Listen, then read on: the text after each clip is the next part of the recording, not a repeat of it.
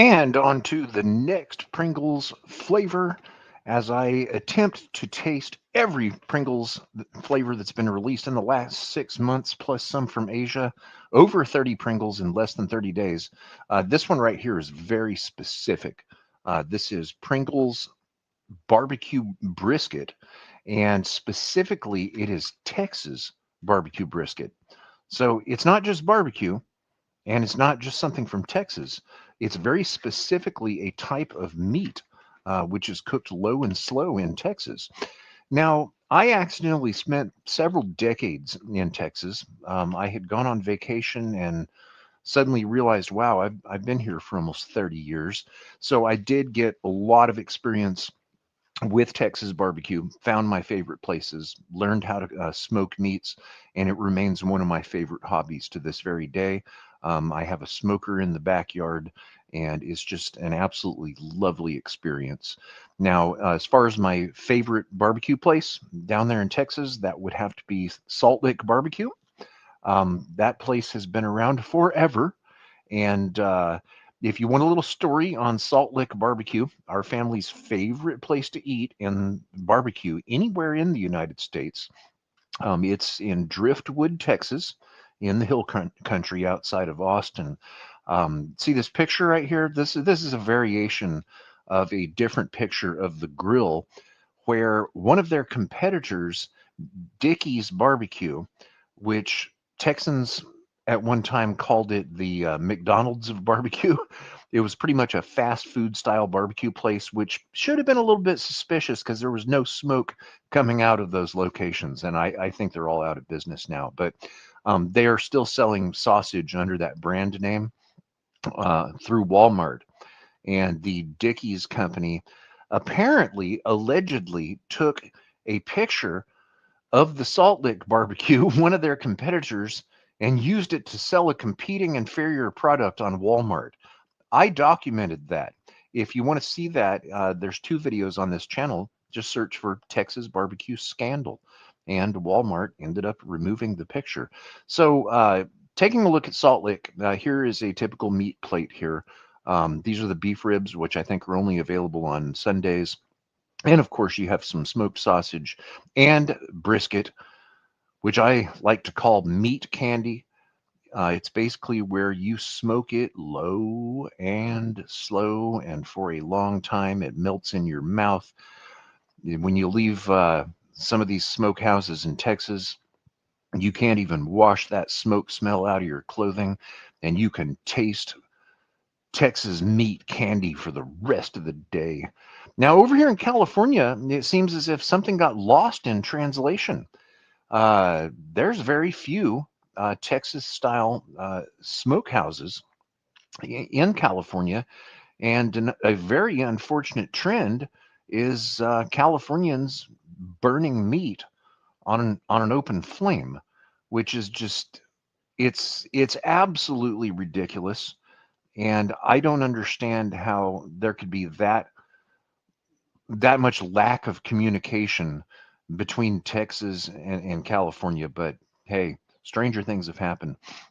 So here's a typical smoked brisket plate served with dill pickles, white onions, beans, and coleslaw. And then, of course, some pickled jalapenos, which are more typically smoked. Now, a little trivia here, the Salt Lick Barbecue in Driftwood, Texas, has its own TARDIS.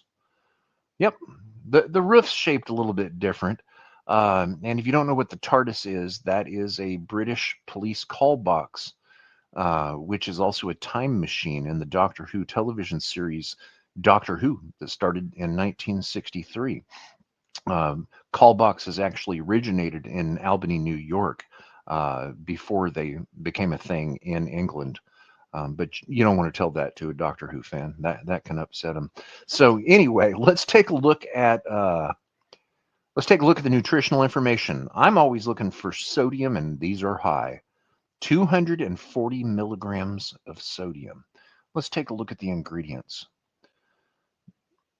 I'm looking for something that would be specific for this flavor, and I'm just not seeing it.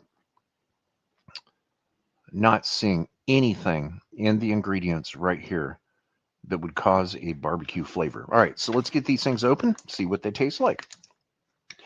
Now, down there in Texas, in the Houston area in particular, one of the most common woods to use to smoke brisket is post oak.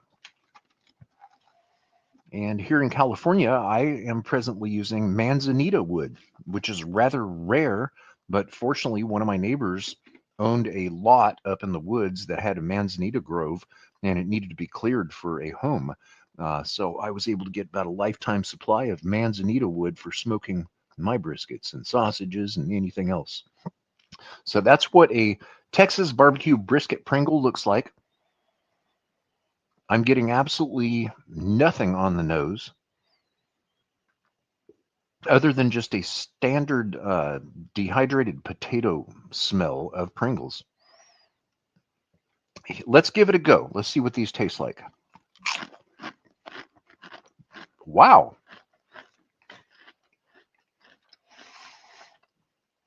How can that have no aroma and an excellent smoky flavor? Now, meat flavored chips I'm finding are not some of my favorites. There's been a trend of meat flavored chips here. It seems like for the last year. It's even happening in Japan. But I'm not tasting any meat. All I'm getting is a smoke flavor.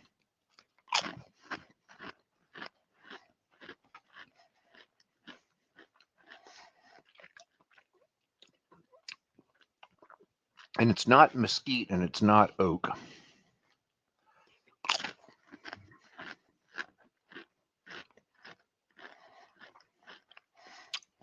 I'm impressed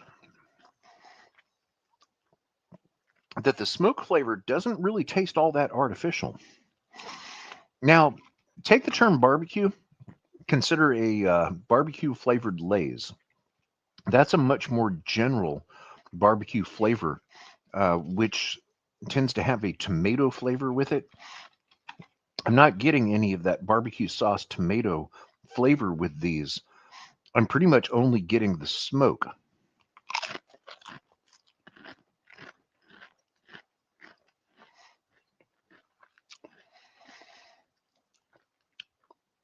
I can't put my finger on a particular wood smoke flavor I'm getting from these because they actually change. These surprisingly have a bit of complexity to them. I'm I'm I'm actually shocked to find that out. They change on the palate.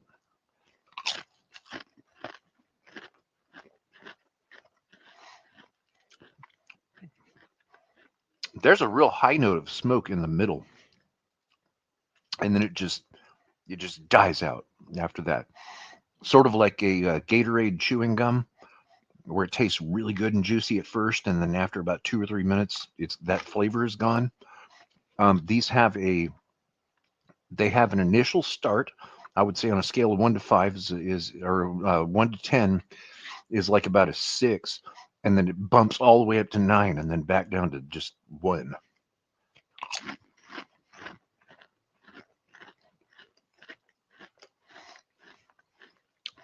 All right, these are starting to remind me of liquid smoke, and anyone who has liquid smoke, a little bottle of that in your pantry, I'll bet you've accidentally overused it, haven't you? We all have.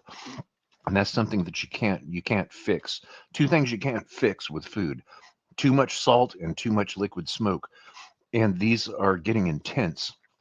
So I'm going to rate these as an 8 of 10. I'm really impressed with them for a Pringles, not comparing them to low and slow smoked Texas barbecue, of course.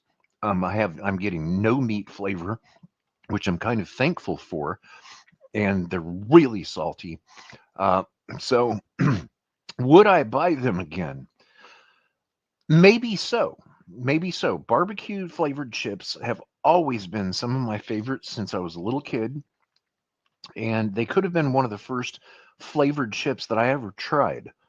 Because I am old enough to remember when there were only a few different flavors of any chips and just a few brands in grocery stores. And as far as a barbecue flavored chip, or a crisp as these are, These rank high, and I think that they deserve an 8 of 10 on the Pringles scale. Um, and I don't know that these things will be back. It does not say limited edition on here, but they were, and they're already gone. So if Pringles did bring these back, I would pick up another can for novelty, perhaps. If I'm not tired of Pringles by the time I taste almost 40 flavors in these several weeks here. So once again, this is where we taste 30 plus flavors of Pringles in less than 30 days, and it's proceeding quite well. Tune in tomorrow for the next one. Give a subscribe if you like these. And till next time, peace out from San Francisco. Bye.